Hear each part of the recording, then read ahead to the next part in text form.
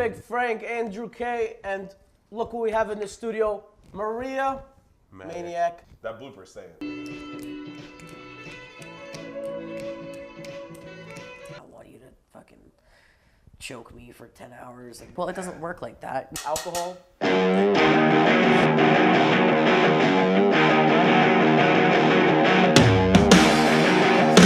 Do accents. Don't do face paint. Jump sucker.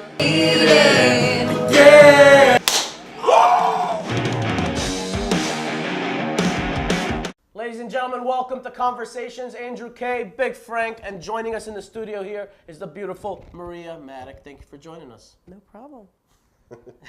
I'm pretending to be nice right now while we start. Pretending to be Like, shy also. yeah, like all of a sudden shy. She's like, Frank, you know, Frank's a big guy, but when you first came in the studio, he was a little intimidated by you. He didn't know. You know if He you were walked gonna- me through like a back alley. yeah. And I was like, you know, I used to be nervous about stuff like this, but I just don't care. Like, what's the worst you're gonna do? Kill me? Like she was standing by the front door, and I'm like, yeah. I'm like actually, banging I on have the front door. I have to walk you through this dark secret alley, but If I had to walk You're through, big, but like you're not intimidating. nah, So I was like, you know, what are you gonna it's do? cool. I guess I'll never wrestle or do anything intimidating.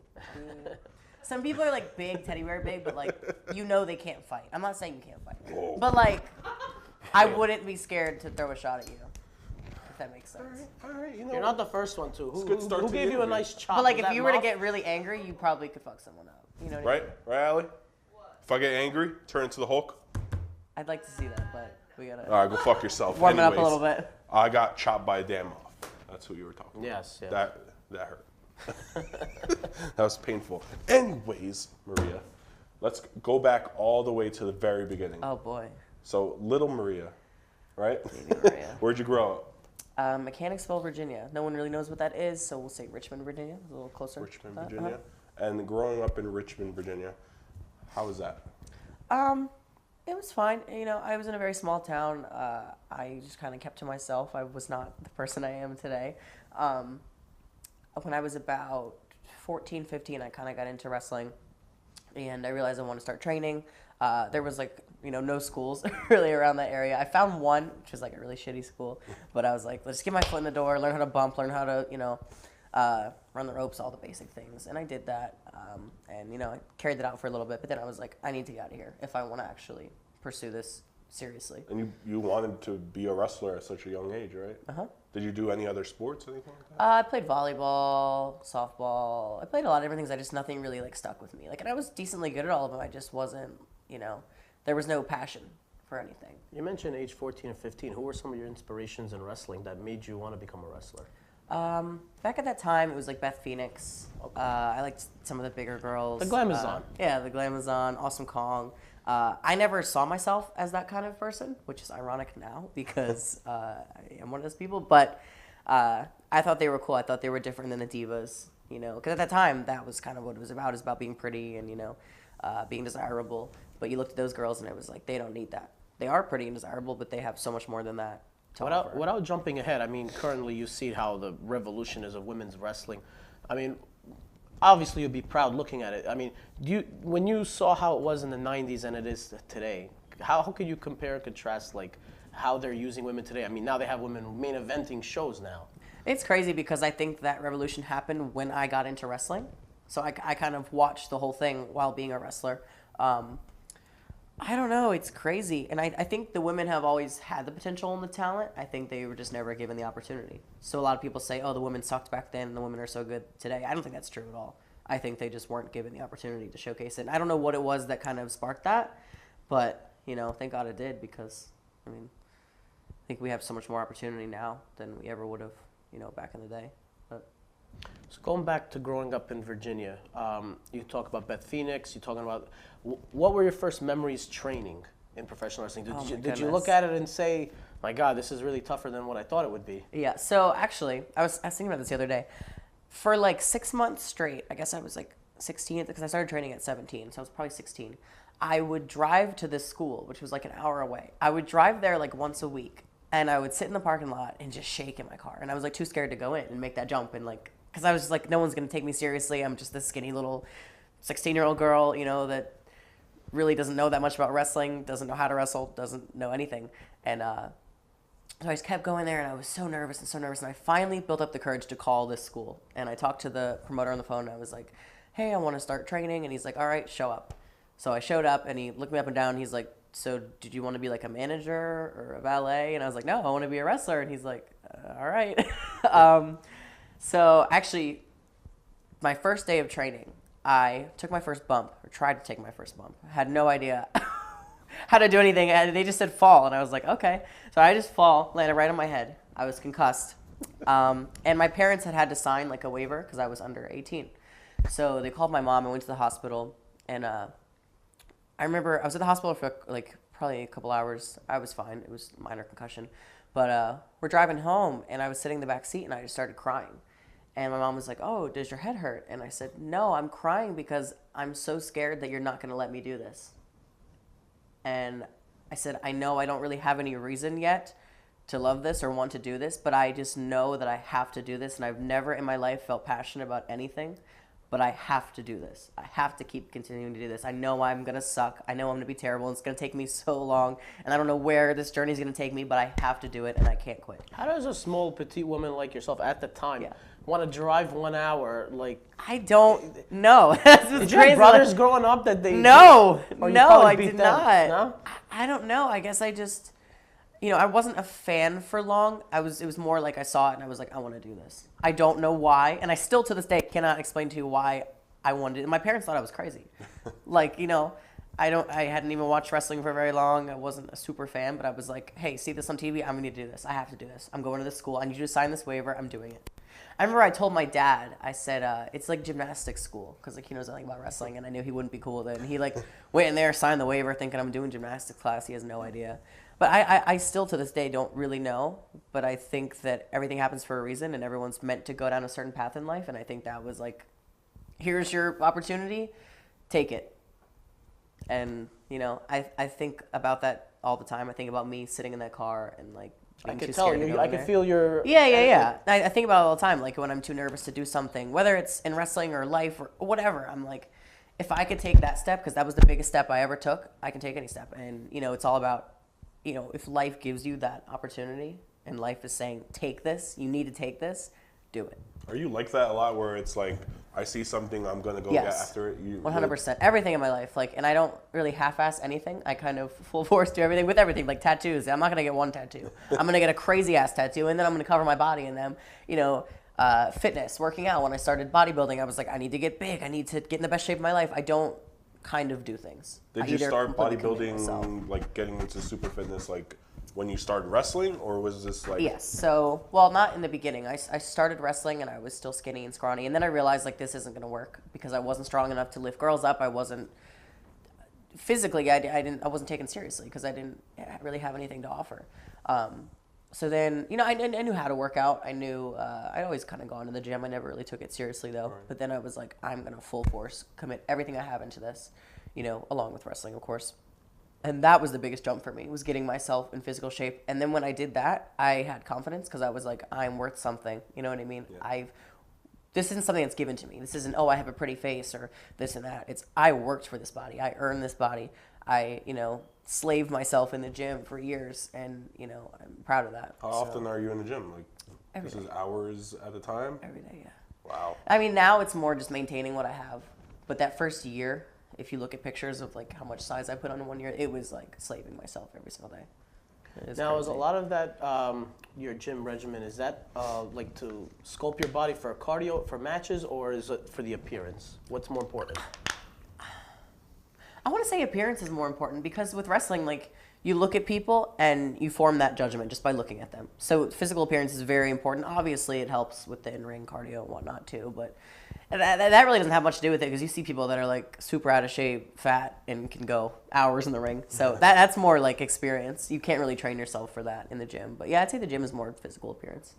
Let's talk about something early on. You had like a Barbie character. Oh my goodness, yes. I know you probably don't. Can you just touch on and elaborate on that and how it led to present day? Yeah, so like I said, when I started wrestling, the women's revolution hadn't really happened yet. So, it wasn't that long ago, but times were so different that it feels like it was a very long time ago. And at that time, like, back in Virginia, I was told, and I was, under the impression that I just had to be a cute, hot girl to get noticed. And I just, so I was like, okay, I'll wear pink and I'll wear the bow. And it was so not me that it was very obvious to the fans that like it was not authentic.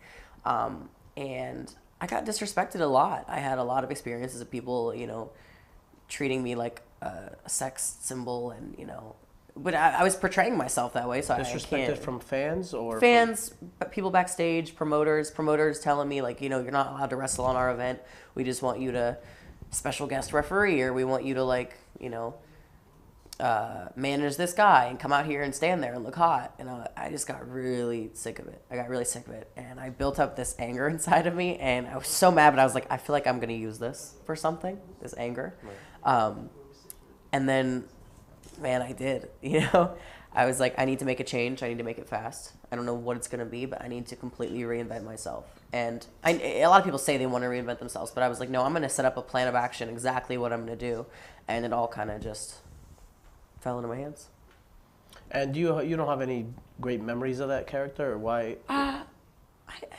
Would you say that it actually helped you? You could see the flame inside. It built the fire inside you. Yes, it did build the fire inside me, 100%. Right. I don't know. I think I just thought that was really all I could do was be hot. Is it kind of like it's a memory that you just put away in your past, and you're just like, all right, that's done with? Well, I told you earlier, I was like, I feel like that's a different person. Like yeah. When I talk about her, I say her because I don't think of that as me. I think it was me being young and not knowing who I was yet. And that's the thing. People don't realize how young I am. Yeah. They don't realize that when I started, I was 17 years old. I was still a kid, I had no idea that you were 21. Yeah, you wouldn't assume. I don't look like it or sound like it. But I was still a kid. I didn't even know who I was in real life, let alone in wrestling. And I remember someone told me, when you start wrestling, you have to just experiment. You're going to have bad gimmicks. You're going to have bad characters. You have to do that, like you said, to build that flame inside you and realize, like, okay, this is who I am. And as much as I hate who I used to be and how embarrassed I am of it, I'm glad that it happened. Because if it didn't, I wouldn't know. It led you to want to be, you got into the point Let me where to be that. Exactly. You got into the point where you're like developing your character. At the same time, you're thinking like, I never want to go back to that person. Yes. So I'm just going to stay angry and stay me. And I also say now, I never want to rely on my looks, ever. Because back then I was like, oh, I have tits, I have a pretty face. You don't rely on this look right here? Like that's fucking... See, I don't think people like that look, but, I like it. Yeah, I don't want to rely on that. It helps. Any girl that's pretty, it's going to help. But that's not what I am. You know what I mean? I am something that no other woman is. Which is fucking crazy. Who are some of the women that took you under their wing early on when you first began? Oh, wow. Early on, Nyla Rose. She was like kind of the only other woman in that area, and I had some of my first matches with her, which were so bad. No offense to her, I was just terrible, and she put up with it. She kept trying with me. And then when I came down to Jersey, I met a couple girls. Annie Social, you guys know her. Missy Sampson, Amy Lee. Missy Sampson, of course. Yeah. Some bad motherfuckers, yeah. And they kind of She's tough. Oh, they kind of forced me to. Respect myself, if that makes sense. They kind of beat it into me. I say Amy Lee, like she's so mean to me, but I learned so much from her. She's real. When you moved to Jersey, were you still this other character, or is this? I was transitioning. When I came over, I was, but I started training at CZW, and being around all those people, I kind of had to harden up. This is when Matt Tremont took over. No, so I was with CZW for about a year, and I learned a lot there. That's when I kind of I say retrained, and I kind of I knew everything. Then about a year later, I had found my new character. Not 100, I wasn't that yet, but I had put on the muscle, I put on the size. I just didn't really know what to do with it yet because I wasn't used to this new body I had. And Matt found me, and I knew him from just being around CZW and stuff. And he had just started his promotion, which is H2O. H2O. And he was like, I want to use you for a show. And he said, I don't want to just book you for this show, though. I want to help you. I want to reinvent you. I see that you want it. He could tell that I was just waiting for an opportunity. I just wasn't getting it. And he saw that I had potential. And he's like, I want to remold you and, build you to what you could be. I see you as a China. I don't see you as this thing you've been trying to pull off for 3 years. So I started training with him. And learning his style, and him being like a deathmatch guy, and he's super hardcore. Legendary. Yeah, there were times he would just come in the ring and just beat the shit out of me, and I learned though, and it hardened me up, and I started working for his company, and he started booking me the right way. and the way that, you know, no one else was. And then I think other companies started to see that. You know, he was putting me against guys and, you know, having me beat the shit out of guys, which it was believable at the time because I was so big and strong. And I think what really created this full transformation was so it was like December of last year. This was about 1 year ago. He was like, so we have a show coming up and you're going to wrestle Schlack. And I was not dating him yet, you know, really wasn't too familiar with him personally. And Schlack is this crazy, scary deathmatch guy, and he's like, it's a deathmatch. Missing teeth. Yeah, and I was like, I'm wrestling who? And he's like, yeah, you're doing this. If you want to, you know, earn respect, this is what you're doing. So after that match, I'm sure you've seen images from that match. Everyone kind of knows that match. After that match, I was like, man, I'm a lot tougher than I thought I was. Was it difficult at all, like a lot of the male wrestlers in CCW or any place, like having, they wanted to sell or make you look good? Did they ever had anybody resist to say, oh, I'm not going to get in the ring with her because I don't want to look bad? Like, not with me, because I do it in a way that's believable. Yeah. You know, if you watch the match with me and Schlack, I never really picked him off his feet until the very end, until I hit him in the head with a chair. Because in reality, he's a lot bigger than me, he's a lot stronger than me. I couldn't just knock him out. You know what I mean? It's not believable. So I do things in a way that's believable, but also, you know, physically, I'm just as strong as most guys that I wrestle. So I think, you know, they know that, and they'd look like an idiot if they said, oh, that's not believable. And they accepted you. Yeah, they did. I mean, yeah, of course you have little... I'm sure there are people that don't like it, but, you know... You got the egos in the way. Yeah, you got the egos in the way, but, you know, I think because of who I am now and the reputation that I've built, it's not really an issue. So when you transition into like death matches and all that stuff, how is the difference between death match and regular matches?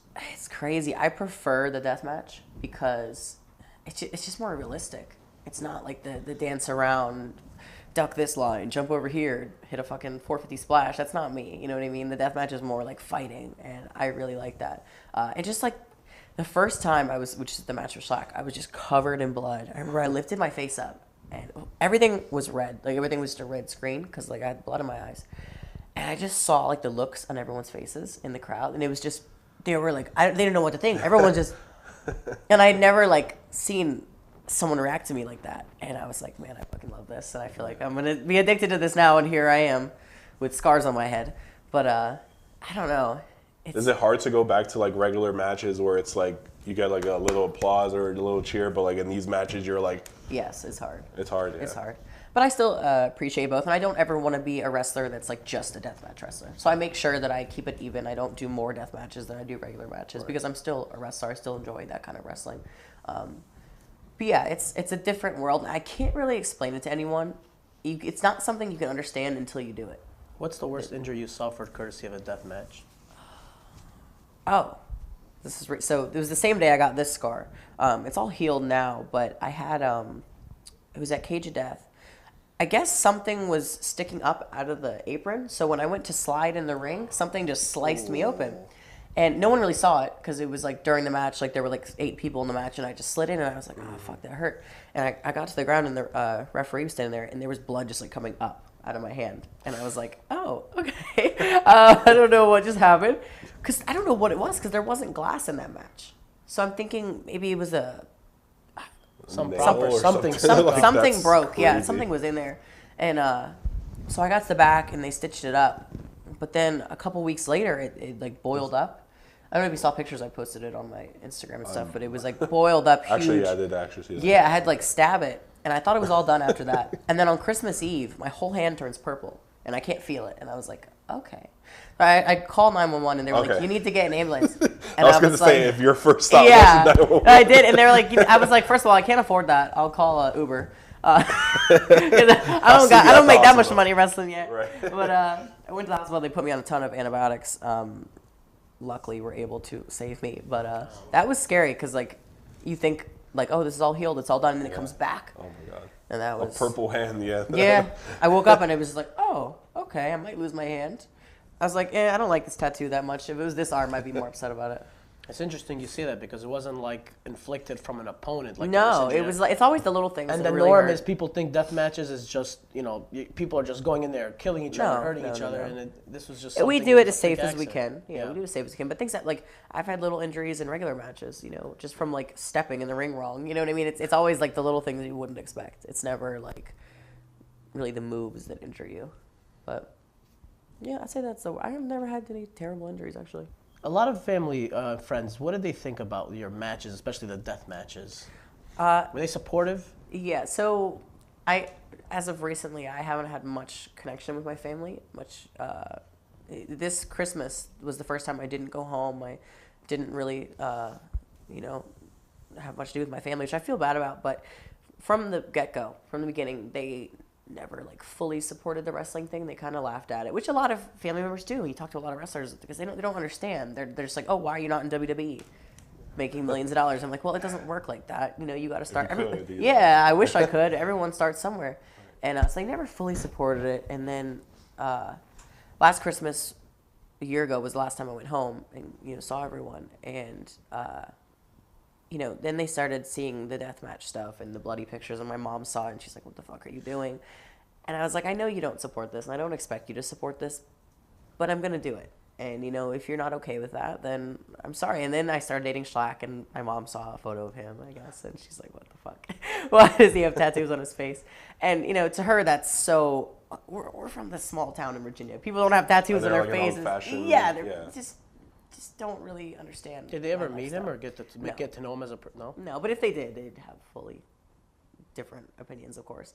But, I'm at a point in my life where I don't feel the need to explain what I do to anyone. If you don't respect it, then that's fine. And it sucks that I don't really keep in contact with my family anymore, but I have to do what I have to do to be happy. And if someone is bringing me down and not respecting what I do, then this is what it is. I hope someday to kind of rekindle that relationship, but right now I don't think they see things the way I do.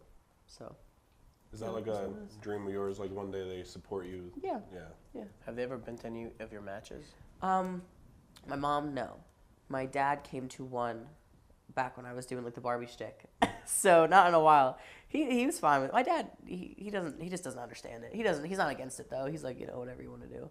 He's very much though, like when I talk to him, he's like, you should probably think about going to college or getting a real job. And I'm like, well, maybe it's the fact they don't understand it. Maybe they're just worried that you're going to get hurt. Exactly. I think that's what their main concern yeah, is. and also just me with the direction I'm going in life. Like my mom saw a picture of the MANEATER tattoo, and she was like, "Don't talk to me." Like, what the fuck is wrong with you? And I said, I know, I don't expect you to like this. I don't. And the thing is, I texted her about a month before, and I said, "Hey, I'm getting this done. I want you to know because I wouldn't want because she like would look at my Twitter and stuff like that. I don't want you to see a picture of this."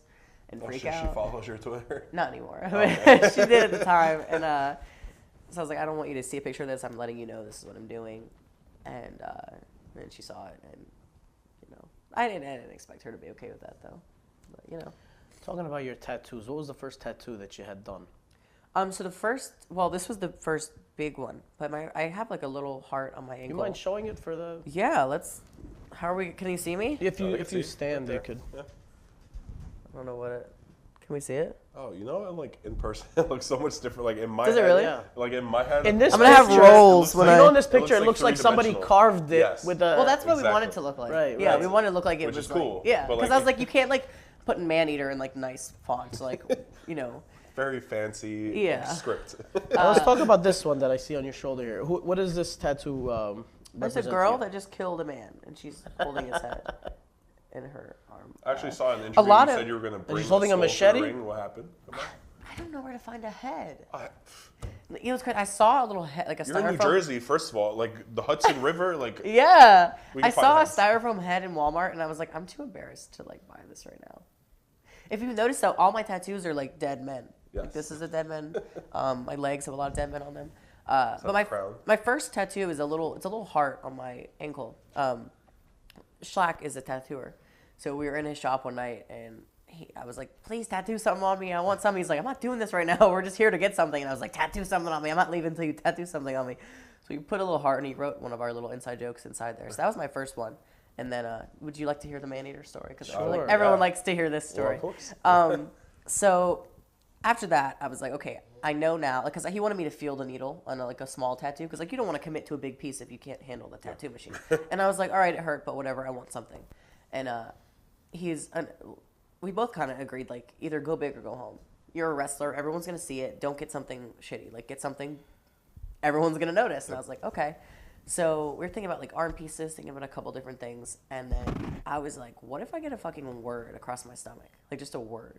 And he's like, that's what you want. And so we started brainstorming. We thought about a couple things. And originally I was going to get slaughter. I don't know why. I just thought slaughter was a cool word. But then I was like, you know, people could take that wrong, whatever. People take this wrong too, but whatever. So we're just brainstorming a bunch of ideas. And he was the one that was like, he didn't mention the tattoo, but he's like, why don't you call yourself the Maneater? Like, instead, because I was calling myself the Monstrosity at the time. He's like, I feel like you wrestle guys all the time. You're always talking about killing men and shit. Why don't you call yourself the Maneater? And I was like, no, that's stupid. I'm not doing that. And then the song Maneater by Hall & Oates, which I had heard before, but I never really paid attention to it, came on the radio. And I really like listened to it, like took in the lyrics, and I was like, fuck, I have to get Maneater on my stomach, don't I? I texted him, I was like, we're getting Maneater on my stomach. He's like, you really want that across your stomach? I was like, yes, I do. Don't let me think about it anymore. Just fucking do it. So he's your tattoo artist? Yeah. From some, he does most of them, yeah. I mean, I don't know if I would trust my girlfriend with a tattoo needle anywhere near me, but that's... I do go to other people to get tattooed, because with him, I'll like bitch and complain the whole time because it's my boyfriend. So I'll be like, shit, like, stop, this hurts. Exactly. Like, with other people, like, I know I can't do that, so I'll sit through it. But like, yeah, he did the Maneater. And I was like, there was a guy in the, I always tell this story because I love it. There was a guy in the tattoo, I think he was a tattoo artist, one of the other tattoo artists.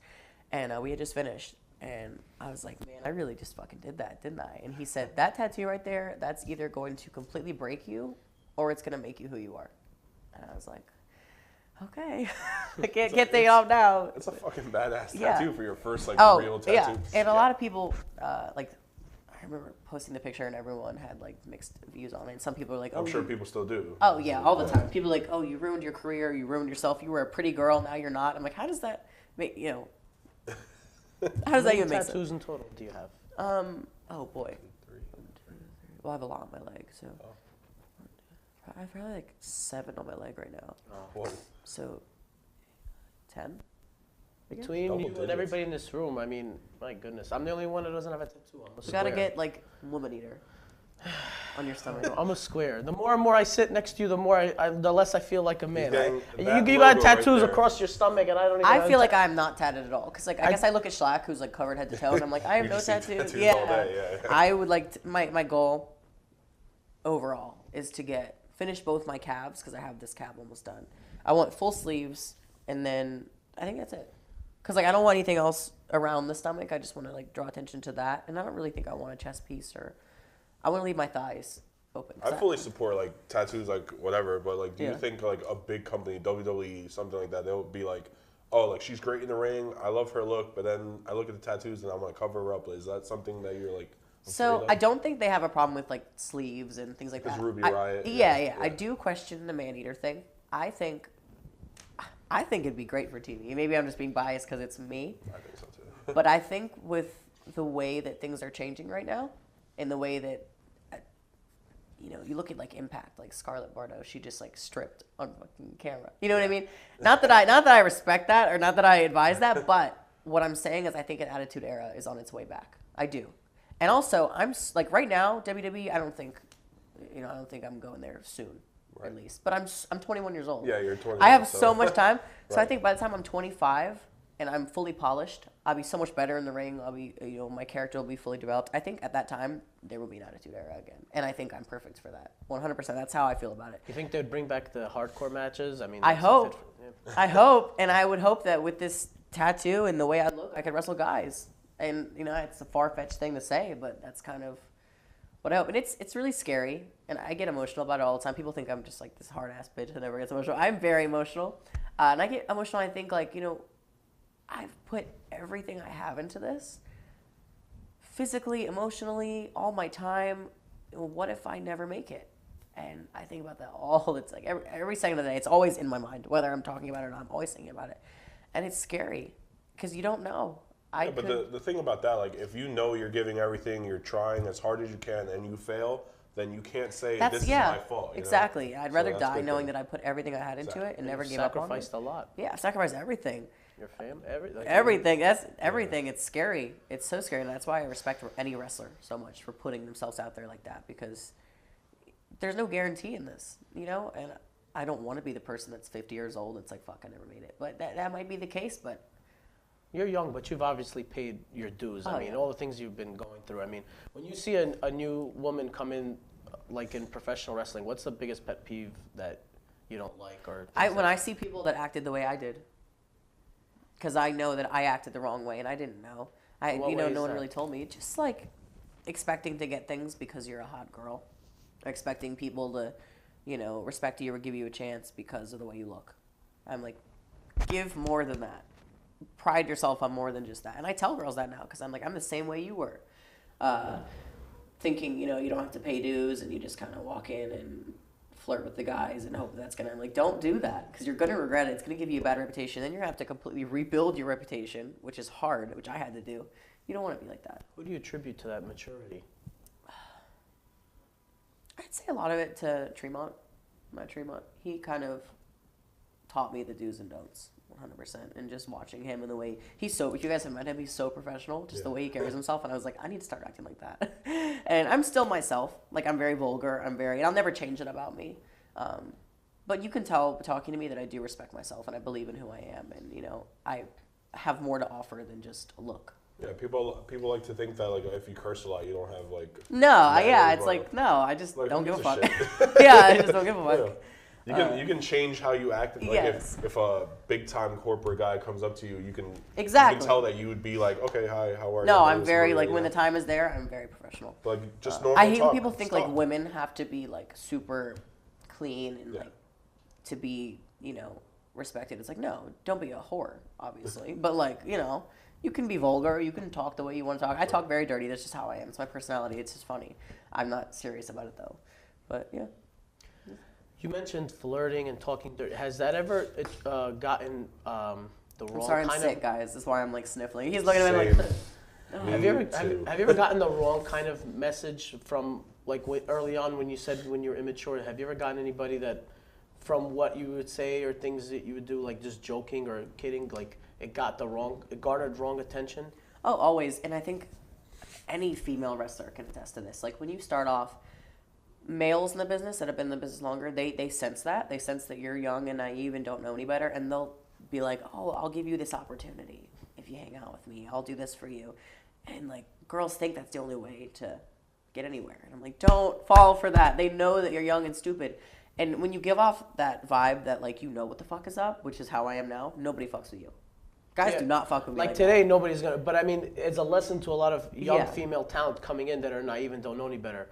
Give some tips or examples. Honestly, my best tip would be kind of put yourself in a group, have people you hang out with. And you look at some of the young girls now, they do that. They have, like, their girls they're training with. They kind of roll around together. I was completely alone.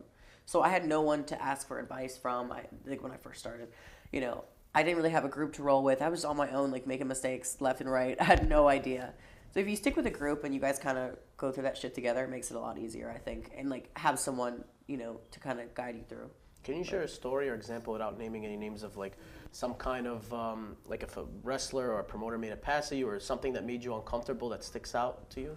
Oh, boy, there's so many fucking things. I won't say... It's a male-dominated business, and it's just something that happens a lot, it seems. I don't have a specific story with that. I do have a specific story that made me, I guess, kind of, it played a part in me becoming who I am now and, like, fueling that fire in me. There was a company, which, I want to call them out. I'm going to call them out because I don't even care. I'm going to call them out. It was MCW Wrestling. And they're a great company, which is why, like, I shouldn't bury them, but I'm going to. Because, and I'm not going to say who it was, there's a couple guys that are in charge. At the time, I started doing a couple shows for them, like, maybe I wrestled, like, 2 matches there. Like, I wasn't good at the time, but at that time I was trying. I was really trying. I wanted to be better, and I made that very obvious. Like, I was showing up early, trying to practice in the ring, trying to do everything I could. And they basically told me at one point, we don't want you wrestling on our shows because you're not a good wrestler. And he said it to me in a message. I still have the message. I look at it sometimes when I'm angry. He said, like, you suck at wrestling. And and before that, when I would do matches, they would be like, all right, you guys have like 3 minutes, and we're gonna we're gonna book the whole match for you, which means they're gonna tell you exactly what to do, and they would let me do like one thing, and I was like, fuck you, that's not happening. I'm gonna get so fucking good, and I'm gonna fucking change my entire persona, and I'm never gonna fucking work for your company again. And I'm so glad that they treated me that way because it made me really angry. Made you stronger. It made me so strong. Someone telling me, like, all you're allowed to do is be a manager because you can't wrestle. And I will say I probably could not wrestle at that time, and he wasn't wrong. But for someone to tell a young girl like that, something like that could hurt her so bad, who was obviously trying, who, wanted so badly to be respected and wanted so badly to be given chances, and to be told that, I was like, okay. At least you have these chips on your shoulders for the rest of your life. And it sucks because I look at their company now, and they still treat the women like that. They give the women like 2-minute matches, and I'm like, get the fuck out of there. And it sucks because it's a great company. And they have a lot of money, they have a great venue, but it's shitty, man. But yeah, and I remember thinking like, okay, I could stick with this company because they have a lot of eyes on them. It's a big company. I could sit there and manage and be the hot girl they want me to be, or I could fucking leave and rebuild myself, which I did. And I was never training there or anything. I was just doing shows there. But yeah, that kind of fueled a little fire in me for sure. If WWE called you today and said, we want you to be the hot girl, dye your hair blonde. Nope. Or you could have the opportunity years from now and just stay where you are. I would stay who I am. Now, I would make little changes. Like, if WWE was like, we want you to cover up the MANEATER tab for a little bit, I'd be like, all right. And then over time, I accidentally rip my shirt off or something. But, little things like that. But no, I would not change my beliefs for a company. No. I mean, it seems like WWE hasn't, not every single person. I mean, you've seen Paige. You've seen how there are some different characters, and they're trying to branch into the female division. And I don't know why they wouldn't, because, like, don't you want diversity? Don't you want people? There's nobody like me. I think they're worried about bad press because, I mean, the one of the things I'm surprised you didn't mention or Frank is that, yeah, they're worried about the maybe the MANEATER stuff, but I was thinking more of the deathmatch stuff. But well, I think with that is like, I wouldn't do the death matches. Not WWE, but like the PTC and like organizations that are going to come out of the woodwork and say, we don't want to see a woman getting beat up. I get that. I get that. What I mean? But I think it's all about how you book it. You're not going to have a match where I get the shit beat out of me. You know what I mean? You put me against guys that are my size. And, to me, that's the same as wrestling a girl that's my size. And a lot of people say, like, oh, they're not going to sign deathmatch girls. They signed Crazy Mary Dobson, who is like... Sarah. Sarah, who did so many death matches. They signed... Candice LeRae, right? It's like clearly if they want you, they're gonna sign you, and that's point blank. Like, obviously you can't do like you can't have like you don't want to have a lot of scandals, which I try to stay away from. Yeah. Like you can't. Don't be a fucking racist. Don't be a fucking homophobe. Don't be say a stupid. man. Yeah, don't be Ava Whiteheart. Don't be Ava Whiteheart. Oh boy, I knew that was coming. Oh, we'll bring her up. Don't worry. Yeah, don't stay away from scandals. I try to. I'm sure I've said things that are offensive before, but I've never done anything like bad. I'm a good person. At the end of the day, I'm a good person. I know that. So, but I don't know. Has there been a female talent that you've observed that had potential but was ran out of the business, whether it was from harassment or from something that maybe they didn't love the business no more? Is there somebody you look at and say, man, that person could have really made it if they stuck with it? No. I mean, my view on it is like, if you love this, you want this, you'll put up with anything. If you quit, then you didn't want it. And I hate to say that. You've certainly put up with a lot. I have been through so many things that would make anybody quit the business. Things I can't even talk about on camera because they're just so terrible. But anyone else would have ran off and found a different career. And I was like, nope. Because I drove to that fucking school and sat in my car every night for fucking 6 months. I made that step. I've made every single step I've made in the last 4 years. I'm not quitting. There's nothing you can throw at me that's going to make me quit. Nothing. Even if I was told, hey, you're never going to wrestle on TV. All you have is indies. I'd be like, well, I'm going to be the best fucking indie wrestler in the goddamn world. You feel like a lot of times promoters or bookers from back in the day would put you in positions to test your will to see if you would break? Oh yeah, all the time. Another one is like Amy Lee. Amy Lee is a very tough love kind of person, and I see her do it with a lot of girls. Like she's very mean to them, just to see if they're gonna break. And the same with like Antisocial and them. They're very mean to you to see if you're gonna quit. And I never did. Oh, DJ Hyde is a great example of that. DJ beat the shit out of me so many times in the ring. And I've seen him, he does it to some of the new girls now when they leave, quit, because they can't handle it. And, you know.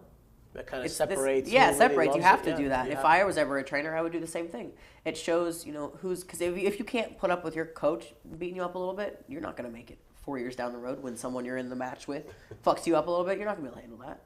I love that in wrestling. It's like, I come from football, and like football, it's like everyone kicks the shit out of you, and it's like, when I hear wrestlers, they're like, yeah, my coach kicked the shit out of me in the ring, and I'm just like, wow, like if they did that in football now, like you would probably get fired. Yeah. Or, like you would hear the school board talk to you No, forever. it's a very normal thing. So moving on to social media. Oh, boy. So you're very active on Twitter. It's hilarious all the time. How do you feel like fans interact with you? Do you get a lot more positive than negative, or is the other way around? I get a lot of positive feedback. I think it's really nice to know, like, people tell me all the time, like, oh, that sounds arrogant, but like sometimes people will say, like, you know, your tweets make my day. They make me laugh when I'm depressed and sad. I'm like, that's why I do that, you know? That's a good thing to hear. I keep it very real. That's my thing, is like authenticism.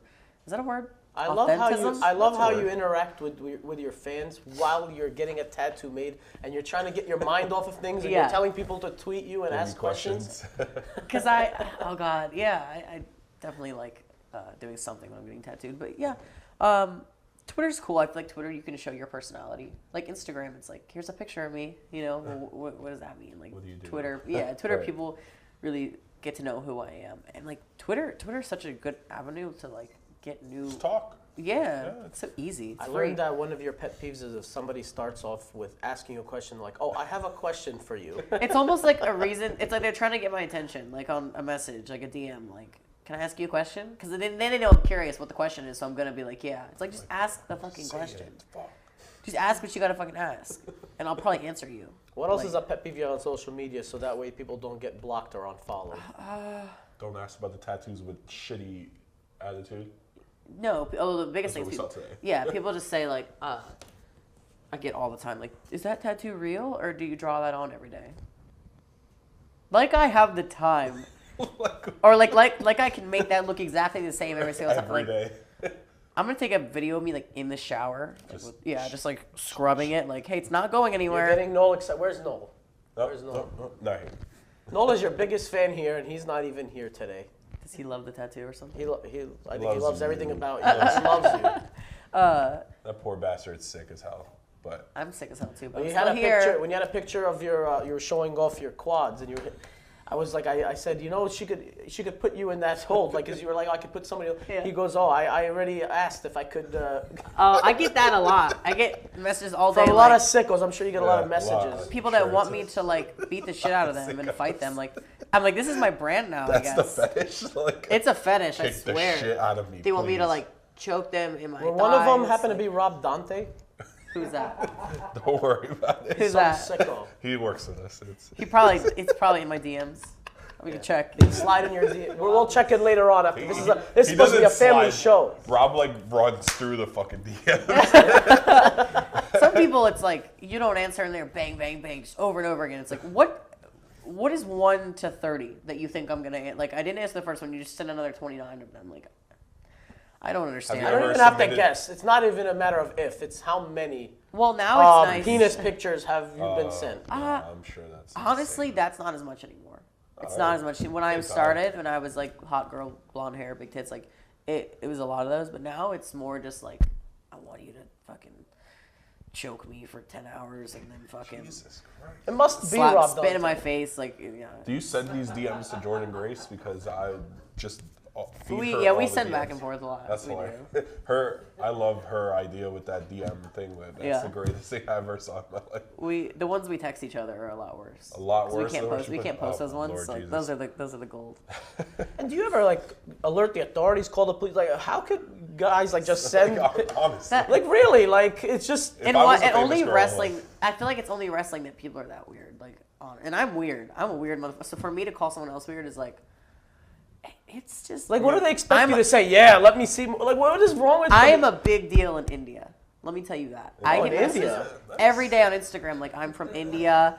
I watch your matches, and they love my matches against guys. They have a fetish, a lot of them, for like women beating up men. I guess I don't know. I need to tour in India because they They're fucking not love like me. dominant in their country, so they're like, oh, this is Maybe, yeah. I have a lot of they're Indian really friends. into If it. anyone disrespects you, you know what you call them? What? A benchod. What does that mean? Benchod, like your sister fucker. Oh, Benchod. Ben. Okay. Benchod. Yeah. I'm gonna start calling them that. Or a chodya. They're fuckers. Chodya. The Indians are the only ones that love me, so I don't know why. No, she's gonna be nice to them. I just need to. Yeah, I love them. We welcome all audiences. You sister fucker. I need to like move there and start my career there because You'll really raise an eyebrow if you really Oh. call them a benchod. They'll be like, whoa, where did that come from? it's on DM. Yeah, Is it benchod. racist? No, it's not racist. Okay. It just means it's like go fuck your sister. That's what it means. Ben show. Benchod. I'm gonna send one right I'll now. send you to the my- yeah. I kind of want to send one right now. Yeah. Spell it out for her. Benchod. Like, Let me spell it out. I'm gonna go to my DMs and I'm gonna Write find that one shit from up. a. Well, I spell it Benchod, Hold on, I'm gonna Oh, find he- one of but I these think there's messages. a proper way to say it. Hold on, I'm Yeah. gonna go to my message request. We're gonna find one from an Indian guy. All right. no way. Wow, she's. We're actually looking through. I can see. My God. My Lord Jesus. I'm so sorry. I'm sorry for No, being let me just a because guy. I know I got one a couple days ago from one. My God, I just saw a caveman thing. Stop it. Stop! I heard that. Oh, See, a lot of them is like they don't even. Yeah, that's like written in like Arabic, but I cannot read that. It's BHENCHOD. B-E-N? he found it. Oh, BHEN B-H-E-N CHOD. C-H-O-D. Hold on, I really want to actually send one. Benchod. Benchod. You could say, stop it, Ben Chod. There's this. Oh, here we go. Wait, he looks like he's from. Shabbat.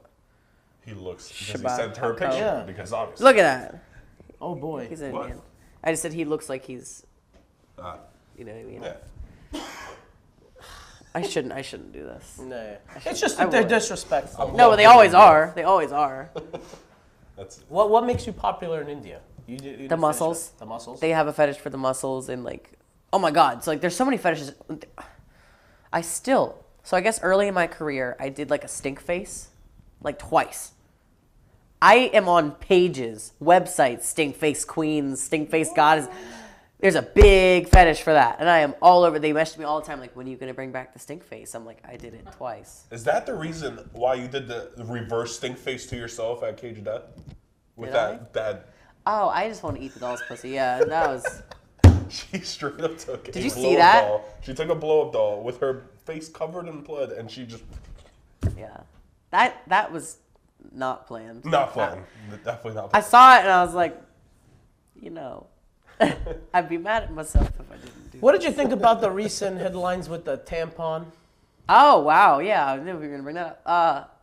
I mean, I think it was funny. Like, obviously, I don't give a fuck, Definitely but hilarious. I think that was just like so many vulgar things happen in wrestling. It's just a matter of if they get blown up or not. A couple like people with a big following happened to like post about that, so it went viral. I think it was filmed on a cell phone. Yeah. You know what I mean? It wasn't even on like a hard cam. Like, Right. Do you think it's at all hypocritical when fans, nag on that, but they don't talk about Joey Ryan's with the penis having all like I mean, druids of penis? I don't like sexualizing wrestling that much in general. Like, I'm not against it. I love the Joey Ryan stuff. I wouldn't personally do it, but like you said, if he can do it, she should be able to do it. Who gives a fuck? I don't personally, like I used to. I would do spots with my tits and my ass. Like, I try to not do that anymore because I want people to like Right. focus on me. But I don't think there's anything wrong with it. And there's a place for everything in wrestling. Just because you don't want to, I don't want to do that doesn't mean I don't respect it. You know what I mean? We got shit on Twitter just for defending the spot, so we were just. Did you really? Yeah, Jim Cornette's people. Oh, God. We got blocked by Jim Cornette, so that's. Jim pretty Cornette big. shit on me once. He did. Was it Jim Cornette That's or was it the other one? They're all the same. Yeah, all the gyms are the same. They shit on you the moment that you're not doing Jim old Ross, school wrestling. yeah. Who gives a fuck? Yeah, who cares? Like I literally thought that spot was hilarious. Like you could tell like they planned it out. Some dude was trying to say like she's gonna get HIV in her mouth from fucking this blood shit. And I was like, you really think that she would put real blood? Like, I didn't think the actual tampon was that gross. I thought the only thing that was a little vulgar about it was the way she pulled her pants. she was fucking Like you could digging almost in there. see, her twat. That was a little That I was like, Well, oh, granted, she didn't know there would be a cell phone like recording her. You That's know, probably 'cause true. She's in the angle she probably was like, oh, they can't see yeah, anything. yeah. I didn't think the tampon thing was that gross. Like, I mean, it's wrestling. Who Just really are we really questioning She anything? got about herself viral everywhere. So that? I have a question for y'all. Do you guys think that will affect her chances of ever going to WWE? I don't. You don't think so? She's already. I say never say never. She's already been a look, Mae Young Classic. Like, That's what I'm saying. It She was makes- very much being viewed by them. I wonder if is it gonna have anything. I'm just as curious as y'all are. It all depends. I mean, if she keeps doing it, perhaps. But I don't think I've one seen- mistake can really ruin you that much. Like I said, if you consistently do something over and over again, maybe. But like one mistake, people forget. She's just like me. She's young. I think she's like younger than me actually. she's got her name out there. Priscilla Kelly is like a known name now, and She was before that, too. And the thing is, Yeah. she's a good worker and she has a great look. So Right. I mean, WWE brought back Paige. You know, yeah, exactly. She looks just like Paige too. It's crazy. yeah, a little bit, yeah. She really does. So, another thing with social media, Ava Whiteheart. That's our current favorite person to hate on the internet. who is that? I hate even giving her publicity, but like, Who is that? Fuck her. She's never gonna go anywhere. She's No, I honestly don't know who that is. I was born in 1981. she's this nobody that trained for PAPW. She was never gonna make any other shows. She wrestled for where? Where was it? PAPW. Oh, for Paul Roma, and yeah. Mario. Yeah, okay. So she decided that she was gonna trash everybody in that company, and she talked shit about Jamie Senegal. Is that you say his last name? I always get it Senegal, wrong. yeah. Not just him. She was literally trashing any guy who she considered like you total know, like- homophobe, yeah, like, racist. she was being How saying- did you get involved with that? I just my friend Scotty. I don't know if you guys know him. I forget his last name. Soretti? Soretti. Yeah, he does like Pro I'm Wrestling saying- Magic. Yeah. He tweeted it, like screenshots of things she had put on Facebook, which were like extreme. I wouldn't even say this shit. She's was like, terrible, it's so fucked up. Extremely racist, homophobic stuff she had posted, and then was like defending it, like saying that what she said is not wrong. And my thing is like, if someone pulls up something you said from like 5 years ago, I'll forgive it. Whatever, people make mistakes. Right. But she's saying like, oh, there's nothing wrong with being. She was saying like, I hope that, like, yeah, it was. She was bad. trashing Was people that left and graphic? right, like just, and she was dropping N bombs, and then Yeah. her excuse for dropping the N bombs was that she her hacked? cousin was from Kenya, which is like the go-to excuse if you're gonna. Keep in mind, this girl, her profile picture is her holding a gun. Right. I thought the excuse was gonna be she was hacked. Oh no. No, she owned thinks, it. yeah. She was like, no, this is what I think, and you guys are fucking idiots. And So you're yeah, so saying I saw I'm that wrong. Scotty posted it, and like it didn't really get that much attention, you know. So I was like, I'm fucking posting it. So I posted, it got a lot of attention, and then I made a tweet, and I was like, $1 to see me knock Ava Whiteheart the fuck out. Hold on, I got. I went to Twitter jail because that's a real. No, it's not on there. I had to delete it. Oh. I had to delete No, it. I was gonna give you $1 to knock Oh. the fuck out. Oh, I thought you were gonna pull. Donate. I was like, the tweet is No. not there. I got banned from Twitter because I was threatening someone. So you know that happened. was Twitter good. jail is a real thing. It was a good way to go out, though. Like, Yeah, for- it's yeah. for Are these whatever. millennials too sensitive these days? I think so. I mean, but I was serious about what I said.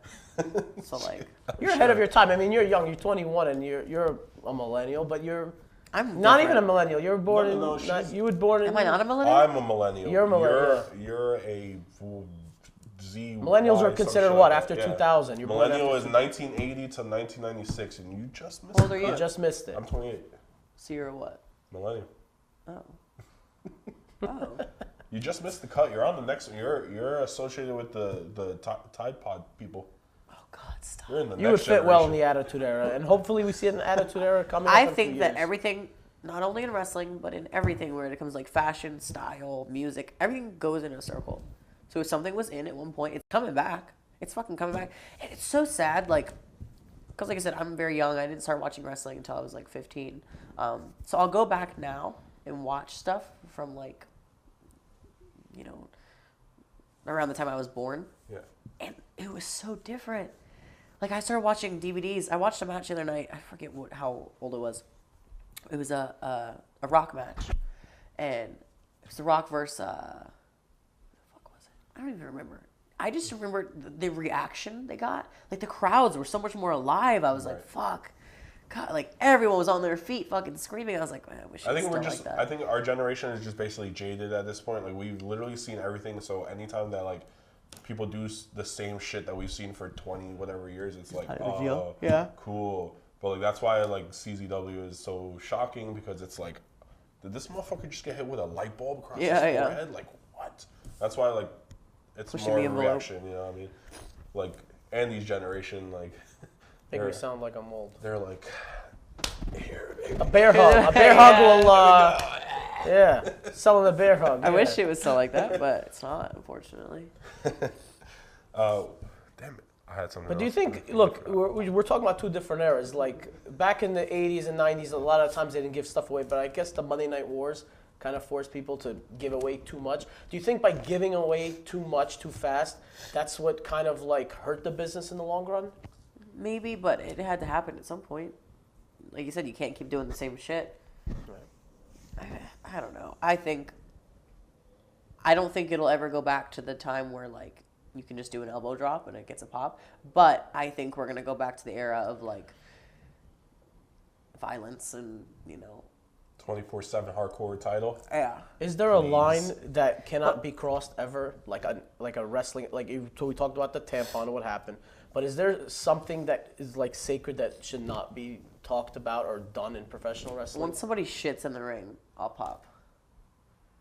It's on the way. Jesus. I'm not going to do it. Are you sure giving people a are hint? shit, Okay. though. I'm not going to do it, but I feel like that's like, well, I'm like, all right, let's calm it down. Let's calm it down a little I think bit. we got a little too far. What's crazy is, like, What 'Cause I guess what about murder or rape angle? Is that too far? well, think about it like this. Is it wrong to have rape and murder in a movie? No. But I guess 'cause Wrestling is... the element that it's a live audience, and even though we're supposed to suspend disbelief, the fact that it's because it's pegged as family entertainment, you're bringing kids there, that's where a lot of parents... I'm just looking from that angle. For me, you're watching Law and Order, you're watching... Exactly. It depends on what kind of audience. Like I said, Right. if you're trying to make it kid-friendly, then no. I'm trying to like think back to like, well, Triple H and Stephanie McMahon got married at a drive-thru while she was passed out. He said he consummated the marriage right after while she was passed out. So What about just crotch chopping? They had a Harvard study that they counted how many times they did a crotch chop, and I don't know how many it was, like how many times it was during an hour. But that was like a big deal at the time, and they tried to tone that down as well. Yeah. Like, I mean, it's That's just the thing, it's even that's during the Attitude Era. But what I'm trying to say is, like, is there something sacred in wrestling that we cannot get past? And I guess what you're saying is, like, if somebody defecated in a ring. Yeah. I just wonder, like, does it seem like they're going in a direction right now of doing intergender stuff? Like, because there was never really a time when it was, like, full-blown intergender. Like, the last person that really was wrestling guys was China. Yeah. And I'm curious, I always question, like, what about her? Was it just her size and her persona that got her that opportunity? Because, like, why can't there be another that's how they China? built up her character. She was intimidating as shit. Like she Yeah. just walks out, not saying a word, just stood behind Triple H, and that it was always. But the if they reverse. can do that with her, why won't they do it with someone else? That's what I don't understand. Well, you don't want to be a manager. I'll offer an opinion on You something. definitely don't want to be a manager. Like, I wouldn't. Yeah, but she like, wasn't a manager forever. Well, yeah, but like she started out over there, and like, but at this point, like you built yourself like a what's it called, like a reputation where Yeah, like yeah. you're a singles wrestler. Like China was like just starting out in the business, totally, like, Yeah. So But just what she was built up to, it's crazy. I'll definitely offer an opinion on something. What bothers me when I see I'm not against intergender wrestling. The only thing that bothers me is when I see a man throw a punch at a woman. Yeah. The wrestling part doesn't bother me, even if the woman is like hitting on the man. But I think I don't know. When I see it, I cringe when I see a woman getting punched across the face. But you gotta think of it like this: they signed up for it. They know what they're doing. You know what I mean? It's not like you're going up to some girl at the gas station and punch her in the face. Yeah. They know what. And what's crazy is like a punch to the face. Like if I'm fighting a guy the same size as me, if I legitimately punch him as hard as I can knock him out too, just as hard as he can knock me out. I guess a punch is just as dangerous. no matter who's throwing it. You know I guess what what bothers me even more is not just the action in the ring. It's these bloodthirsty morons in the front that never gotten laid before, and they're just happy and they're just excited to see a woman getting. I know what you mean. It's those people that just want to see mutilation and destruction, and they're not seeing it the way you're seeing it. I get it. And that's why it's like I don't know if it'll ever actually happen, but. So I did have some personal messages. Oh, that's what I was nervous for. So Jamie Senegal actually said that he wants you to take him to Wawa. I don't know what that even means. When did he say that? It's a DM. I don't know. Today? He sent that to Noel today or yesterday. Interesting. We have a little Wawa story. If you want to share it, please. Oh, so me and Jamie get in really big fights because we used to spend like weeks together at a time, and we got in the biggest fight once. Because we had all this built up animosity like all day long, and I had gotten a sub from Wawa, and I guess when I like turned my back, he took a bite of it, and I was like, I'm gonna fucking kill you. Jesus. Like I'm gonna fucking kill you. And we literally were fighting. Like we would like physically fight. That's fight worthy. I like beat the shit out of him because he ate this Wawa sandwich. Just now I just should be like, is it worth a Wawa sandwich? I'm like, no. That's how we like talk about It's things. fight worthy. It's fight. Yeah, I fucked him up. And then another person was Casey Catal. Okay. And you posted about you can like squish a watermelon with your thighs. Yeah. And she had just posted about how you are fighting her and Brandon Kirk. And I was like, I'm so sorry. And she said, can you please just tell her that all I ask is that I want to get married before I die. So please let her survive this match. No, I'm going to kill her. I like her, but I'm going to kill her. That's your wedding gift? Yeah. Yeah. Save the husband. Rip her head off. And he can walk out holding the head. That's the head you can bring to the ring. Yeah. Who are some of your favorite opponents that you've wrestled? I mean, one of the things that intrigues me is Joey Janela's girlfriend, Penelope Ford. You tag teamed with her. You've worked with her.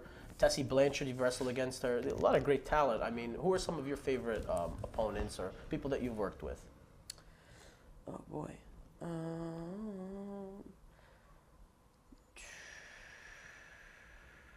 I don't know. I never had answers because every match is different. You know what I mean? I like wrestling different people. There's no person that I'm like, that's my favorite opponent.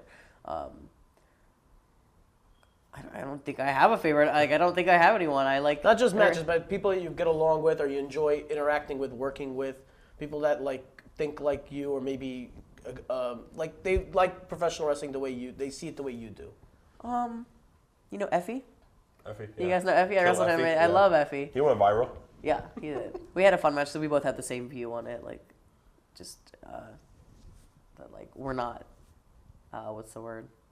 We're not like going out there trying to get our shit in like with big egos. We're just like, let's just have fun. Let's make this entertaining. He wrote, what did he write? MANEATER on his stomach in Sharpie. It looked just like my tattoo, and that was awesome. Yeah, no one specific. I've never had like a favorite match or a favorite opponent. One of the things that was a shock value, another female in the business, Felicia Rose, like she had the sign, what, F me or sit on me. What exactly did she say? With like, Finn Balor? fuck me, Face Finn. fuck. Okay. Yeah. What did you think with that whole thing? When I don't know if you've ever seen her. I have. Yeah. I mean, I don't like her because of things other than that. Which I won't talk about on camera, but things of my personal friends that she's had issues with, and I just don't like her for that. But, you know, I think she's not a wrestler, so who gives a fuck? You know, be a whore if you want to be a whore. I think she's very open about the fact she's a whore. So I respect that from that aspect. Like, if you want to be slutty and that's your thing, own it. So I respect that she's open about it, but I don't think if she were a wrestler that would get along well. Yeah. Because first of all, you look like a mark. You know what I mean? Like making a sign to Finn Balor. But I mean, yeah, as a wrestler that wouldn't fly, but as whatever she is, I think who cares? You know. You enjoy wrestling Tessie Blanchard? Tessie? Tessa. I'm telling you. Tessie, Tessa. Sorry. You said it earlier, and I was he's like saying Tully in his head as he's saying it. I hear it. She'll fight you. I remember when she was a manager in back with PWS with Chris, and she started developing. She's gonna great show talent. up and fight you, so. Yeah. Which would be cool. But what did you think of her? Should we re-ask that? Huh? No. Keep fine. that. I like the blooper. You guys want to re-ask it? I'll re-ask it. It's fine. I like it like the stupid. What'd you think of wrestling, Tessie Blanchard and? Tessa. See, that's why I'm keeping it. Let's move on. Let's move on. Maybe that's God saying, "Don't ask that question." Let's just move on. Oh, Andy, I love Andy, bro.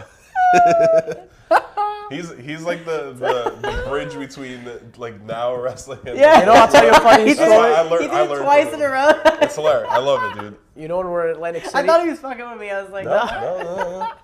Frank's a big fan of the Bullet Club. Like when the Bullet Club, like a lot of the members, I did not know them at the time. Like besides Cody and Young Bucks, but like he was like, "Do you know who you were talking to at the time?" Like I was like, "No, I didn't know." He's like, That's what he's like. "Huh?"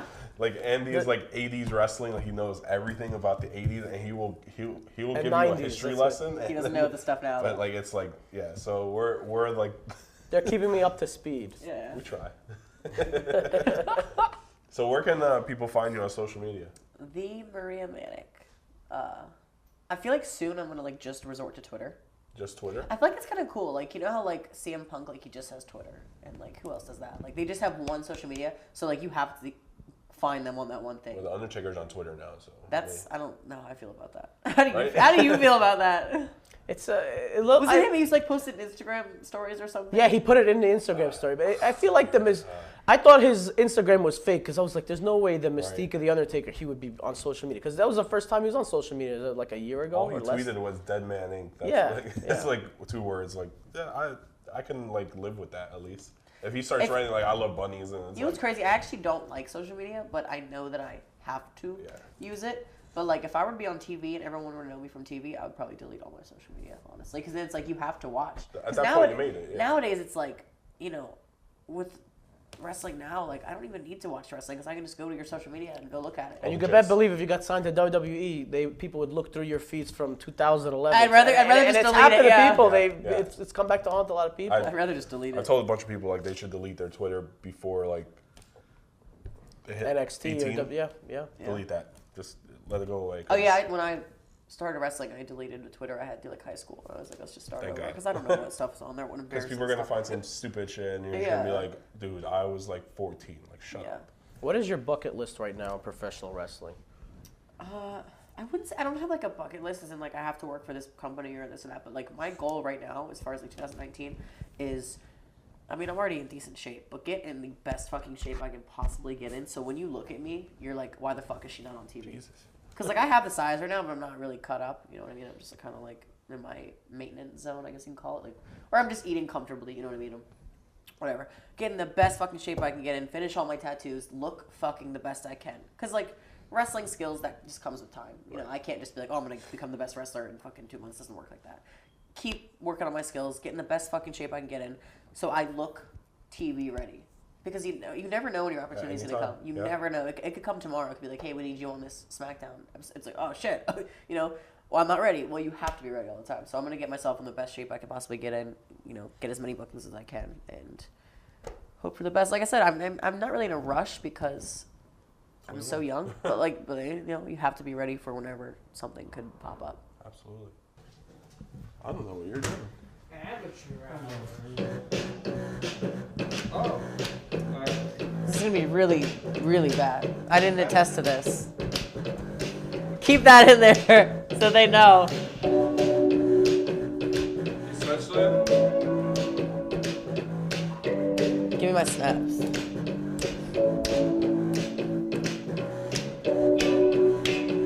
Are we getting lyrics ever? All right, cool. It's a slow intro.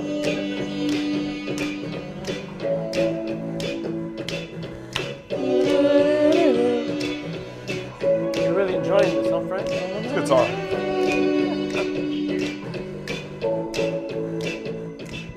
She'll only come out at night, the lean and hungry type. Nothing is new, I've seen her here before. Watching and waiting, oh, she's sitting with you, but her eyes are on the door. So many are paid to see what you think you're getting for free. The woman is wild, she can't tame by the poor jaguar. Money's the matter, If you're in it for love, you ain't gonna get too far.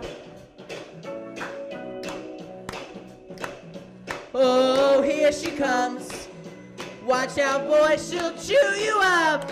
Oh, here she comes. She's a man-eater. Oh, here she comes. Watch out, boy, she'll chew you up. Oh, here she comes. She's a man-eater. Hit it, Andy. I wouldn't if I were you. I know what she can do. She's barely man. She could really rip your world apart. It doesn't matter. Oh, the beauty is there, but the beast is in her. Oh, here she comes. Watch out, boy, she'll chew you up. Oh, here she comes. She's a man-eater. Oh, here she comes. Watch out, boy, she'll chew you up. Oh, here she comes. Hit the wrap up. For Maria Manic, Big Frank, I'm Andrew K. Thank you so much for joining us on Conversations. Hit that subscribe button, like, and leave a comment. Thank you so much, folks. We'll see you next time. Colby, y'all gotta stand up and do a snap. Ready?